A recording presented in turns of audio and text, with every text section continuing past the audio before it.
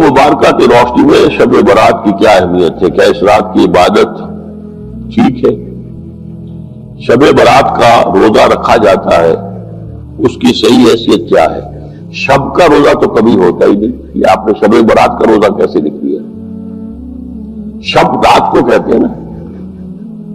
شب برات جو ہے اس کو کہا گیا ہے اس لیے کہ ان کا خیال ہے کہ اس رات میں اللہ تعالیٰ بہت سے لوگوں کو اس کا کو بخشتا ہے۔ برات اللہ تعالیٰ جہنم سے ان کو گستگاری عطا فرماتا ہے۔ اس کے ضمن میں جو صحیح احادیث ہے صرف ایک ہے، اور وہ یہ ہے کہ حضرت عائشہ صدیقہ رضی اللہ تعالیٰ عنہ بیان کرتی ہے کہ ایک روز حضور کی میرے ہاں شب باشی کی باری تھی، لیکن میری رات کو آنکھ کھلی تو حضور نہیں تھے موجود، تو مجھے تشویش ہوئی کہ آپ کہاں گئے؟ کہ میں ڈھونڈتی ہوئی وہ یا کسی اور کو آپ نے بھیجا، بہرحال مجھے پوری تفصیل یاد نہیں ہے، تو معلوم ہوا کہ آپ جنت البقیع میں گئے ہوئے ہیں، وہاں پر استغفار کر رہے ہیں اللہ سے، اور تمام جو بھی وہاں پر مردے دفن ہیں ان کے لیے مغفرت کی دعا کر رہے ہیں۔ بس یہ ثابت ہے۔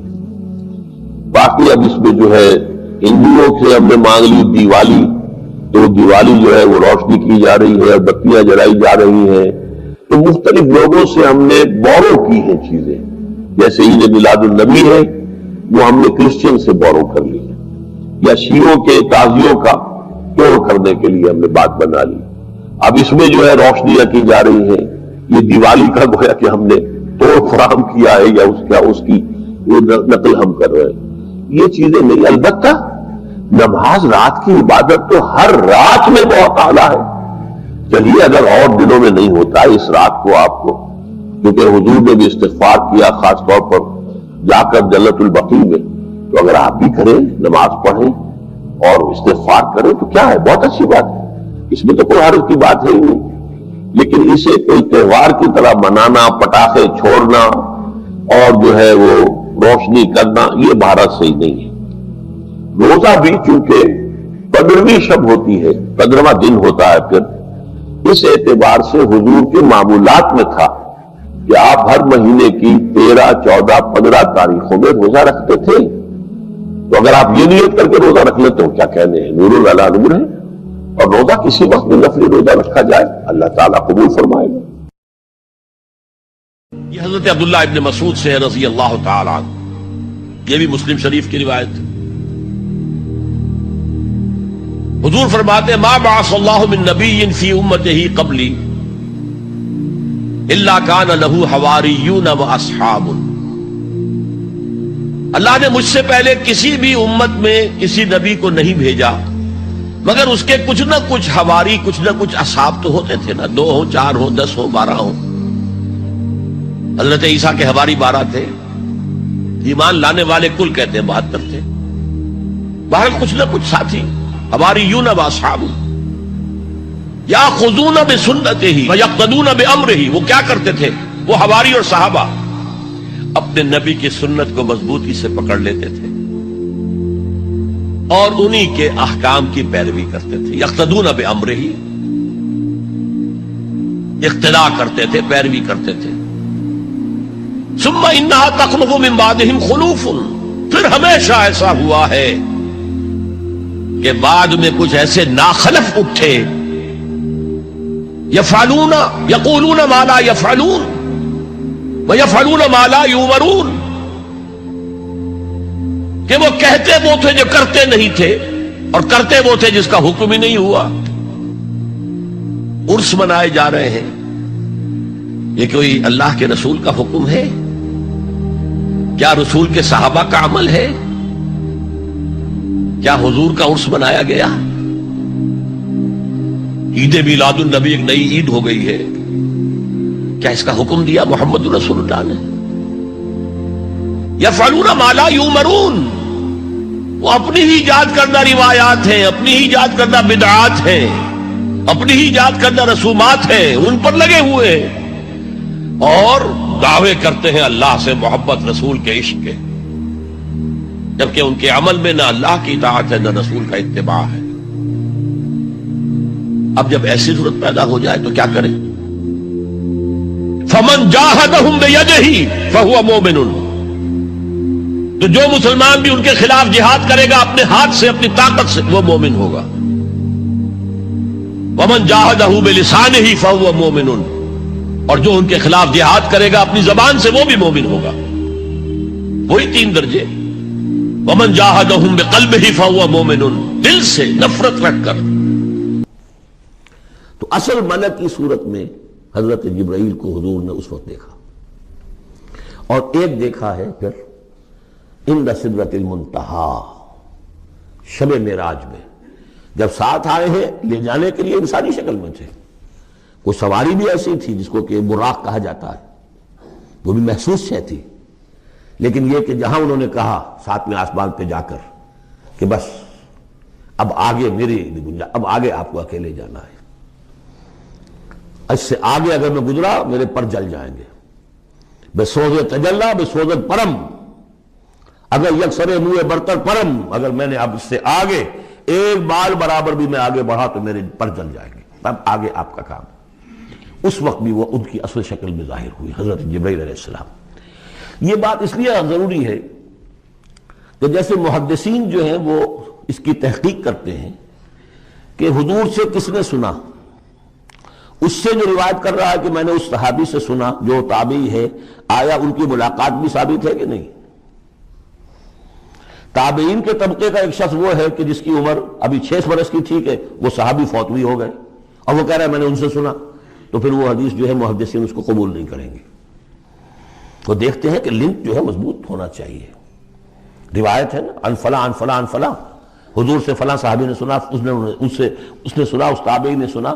یہ لنک جو ہے یہ ملاقات ثابت ہونی چاہیے. تو چونکہ جو حدیث اللہ ہے، یہ قرآن کیا ہے؟ حدیث اللہ.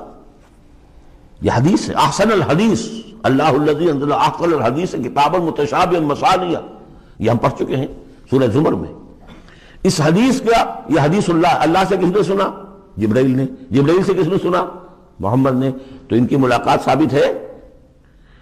اصل ملکی شکل میں حضرت جبرائیل کا دیکھا جانا اس اعتبار سے بہت اہم ہے، اس لنک کو اسٹیبلش کرنے کے لیے اس کو یہاں پہ بیان کیا جا رہا ہے. ما ضل صاحبکم وما غوا، تمہارے یہ ساتھی لوگوں، یہ محمد نہ بہکے ہیں اور نہ بے راہ ہوئے ہیں، نہ بھٹکے ہیں. وما ينطق عن الهوى، اور یہ جو کچھ کہہ رہے ہیں اپنے جی سے نہیں کہہ رہے، خواہش نفس سے نہیں کہہ رہے. ان هو الا وحی یوحی، نہیں ہے یہ مگر وحی جو ان کی طرف کی جا رہی ہے. علمہ شدید القوی، انہیں تعلیم دی ہے، سکھایا ہے اس نے جو بہت طاقت والا ہے. یہاں حضرت جبرائیل ہیں جو مراد ہیں. علمہ شدید القوی، یہ قرآن کس نے سکھایا محمد کو؟ شدید القوی. ذو مرۃ، وہ بڑا زور آور ہے. فاستوی، وہ سیدھا ہوا. وہو بالافق الاعلی، اور افق اعلیٰ کے اوپر وہ محمد کو نظر آ رہا تھا صلی اللہ علیہ وسلم. ثم دنا فتدلی، پھر ذرا نیچے کو لٹکا، قریب آیا. فکان قاب قوسین او ادنی، اور پھر وہ اتنے قریب آ گیا کہ جیسے 2 کمانوں کا فاصلہ ہو یا اس سے بھی قریب. فاوحی الی عبدہ ما اوحی، پھر اس نے وحی کی اللہ کے بندے کی طرف جو وحی کی. وہ وحی کون سی تھی؟ وہ ہے اصل میں وحی رسالت. وحی نبوت جو تھی وہ تو شروع میں آ چکی، اس کے بعد یہ فترت ہو گئی تھی، کچھ وقفہ پڑ گیا تھا. شروع میں وحی جس سے کہ حضور کی نبوت کا ظہور ہوا ہے وہ تو ہے اقرا بسم ربک الذی خلق، خلق الانسان من علق، اقرا وربک الاکرم الذی علم بالقلم، علم الانسان ما لم یعلم.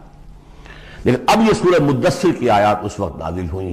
یا ایھا المدثر، جب حضور گھر آ گئے اور پھر آپ نے اپنی اہلیہ سے کہا، خوف زدہ تھے جو کہ منظر دیکھا تھا، ملک کی شکل، فرشتے کی شکل. اب وہ تو حضور ہی نے دیکھا جو دیکھا، ہم تو نہیں سمجھ سکتے کہ آپ نے کیا دیکھا. لیکن یہ کہ اس کے بعد آپ آئے، آپ نے کہا مجھے کمبل اڑا دو، لحاف اڑا دو، لحاف اوڑھ کر آپ لیٹ گئے. تو پھر وہ وہی یا ایھا المدثر قم فانذر وربک فکبر، اے لحاف میں لپٹ کر لیٹنے والے کھڑے ہو جاؤ اور خبردار کرنا شروع کر دو لوگوں کو. اور تمہاری اس دعوت کا نقطۂ آغاز تو انذار ہے، اور اس کا ہدف دنیا میں تکبیر رب ہے. رب کو بڑا کرو، اس کی بڑائی منواؤ، اس کی بڑائی نافذ کرو. اس کا نقشہ کھینچا گیا ہے. علمہ شدید القوی ذو مرۃ فاستوی وہو بالافق الاعلی ثم دنا فتدلی فکان قاب قوسین او ادنی فاوحی الی عبدہ ما اوحی ما کذب الفؤاد ما رأى، جو کچھ انہوں نے دیکھا ان کے دل و دماغ نے اسے جھٹلایا نہیں، یہ نہیں کہا کہ نہیں یہ کیا ہے۔ دیکھیے ایسا ہوتا ہے کہ کوئی غیر معمولی سی بات آپ دیکھیں تو ایک شخص ہو جاتا ہے میں خواب دیکھ رہا ہوں یا حقیقت دیکھ رہا ہوں۔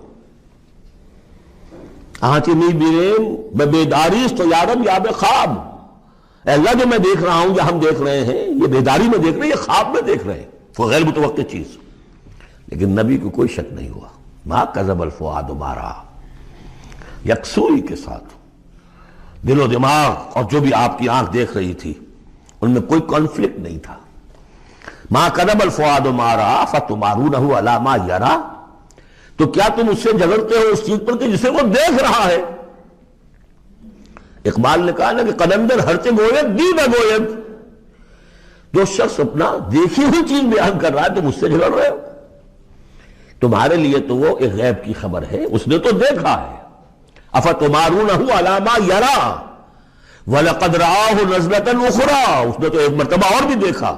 کہاں دیکھا؟ عند سدرۃ المنتہیٰ، شب معراج میں سدرۃ المنتہیٰ۔ کوئی بیری کا درخت ہے، وہ کیسی بیری ہے؟ ساتویں آسمان کی بیری، وہ آخری حد ہے، مخلوق کوئی اس سے آگے نہیں جا سکتی۔ اس سدرۃ المنتہیٰ، منتہا نہایت، حد، جہاں کی حد ہو گئی، وہاں تک حضور پہنچے ہیں، سدرۃ المنتہیٰ تک۔ اندہا جنت الماوا، اور سب سے اونچی جو جنت ہوگی جنت الماوا، وہ اس کے قریب ہی ہے، وہ بھی ساتویں آسمان پر ہے۔ یہ تو درجہ بدرجہ ترقی ہوتی جائے گی نا، پہلی ضیافت جو ہے، پہلی نزل جو ہے وہ تو اسی زمین پر ہو جائے گی، پھر جو ترقی ہوگی اپنے اپنے مدارج، اپنے اپنے مراتب، اپنے اپنے مقامات، اپنے اپنے ایمان کی گہرائی، اپنے اپنے اعمال صالحہ، اپنا اپنا انفاق مال و جان، اس کے حوالے سے درجے ہوں گے۔ اندہا جنت الماوا اذ یغشی السدرۃ ما یغشی، جبکہ ڈھانپے ہوئے تھا اس بیری کو جو ڈھانپے ہوئے تھا۔ اب تمہیں کیا بتائیں کیا ڈھانپے ہوئے تھا، تم نہیں سمجھ سکتے۔ دیکھیں کس طریقے سے اذ یغشی السدرۃ، کوئی انوار الہیہ کا کوئی ایسا نزول ہے وہاں جو زبان سے ادا نہیں ہو سکتا، کوئی الفاظ نہیں ہے کہ جو ان کی تعبیر کر سکے، اس پر انوار الہیہ کا کوئی نزول ہے۔ اذ یغشی السدرۃ ما یغشی، جبکہ چھایا ہوا تھا اس بیری کے اوپر جو چھایا ہوا تھا، جبکہ ڈھانپا ہوا تھا اس بیری کو جس نے ڈھانکا ہوا تھا۔ ما زاغ البصر وما طغی، نبی کی آنکھ اس وقت نہ کج ہوئی نہ حد سے بڑھی۔ یہ دو انتہائیں ہوتی ہیں، ایک تو یہ کہ آپ کسی انٹینس لائٹ کو فیس نہ کر سکے تو نگاہ ہٹائیں گے آپ، یہ جھپک لیں گے، فیس نہیں کر سکتے اگر آپ میں ہمت نہیں، استعداد نہیں ہے۔ نبی کا ظرف اتنا تھا کہ ان انوار الہیہ کا براہ راست مشاہدہ کیا ہے، اور نگاہ آپ کو ادھر ادھر کرنے کی ضرورت پیش نہیں آئی۔ لیکن طغا ایک حد ادب بھی ہوتا ہے جس سے آگے انسان کو نہیں جانا چاہیے۔ نگاہ جو ہے اس نے بے ادبی کی روش بھی اختیار نہ کی۔ علامہ اقبال نے، واقعہ یہ کہ اس آیت کو میں نے سمجھا علامہ اقبال کے ایک شعر سے، اور اکثر و بیشتر لوگ نہیں سمجھ سکے اس آیت کو۔ ذوق و شوق کے نام سے جو ان کی نظم ہے بال جبریل میں، وہ میرے نزدیک ان کے شاعرانہ جو ان کی استعداد ہے اس میں بلند ترین نظم ہے وہ، جہاں تک پیغام ان کا جو ہے امت مسلمہ کے لیے، اس کے لیے ابلیس کی مجلس شورا، وہ کلائمیکس ہے، اور وہ ہے بھی ان کے آخری زمانے کی نظم ہے، سن 36 میں انہوں نے کہی ہے۔ اس کے بعد تو بیماری اتنے رہے ہیں، بہت کم اشعار کہے، لیکن اس میں ذوق و شوق میں ایک شعر ہے: عین وصال میں مجھے حوصلہ نظر نہ تھا،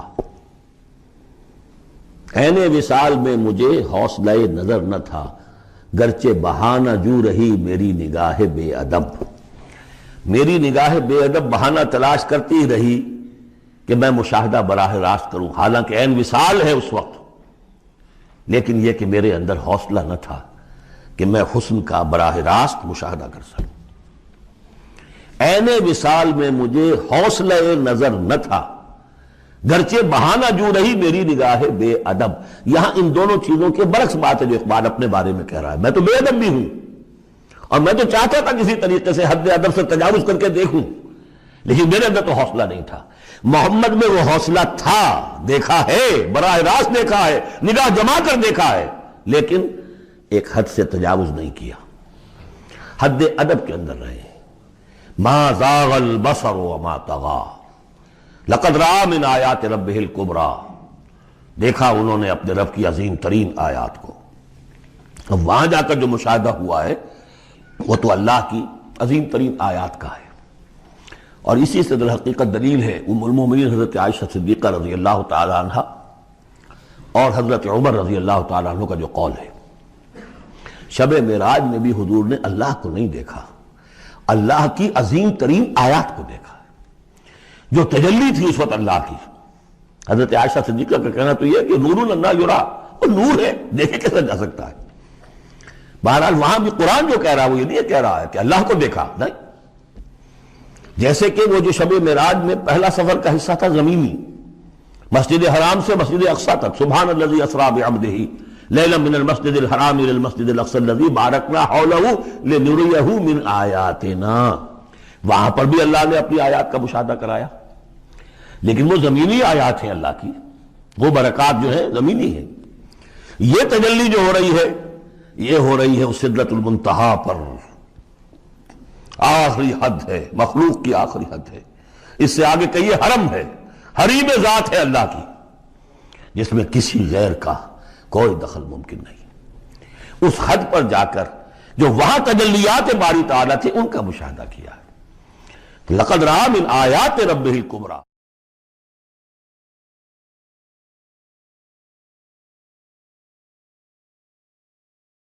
کمایا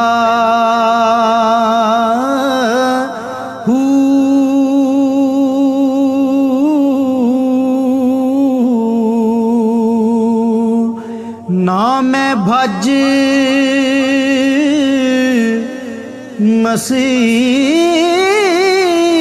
مسیتی وڑیا نا تسبا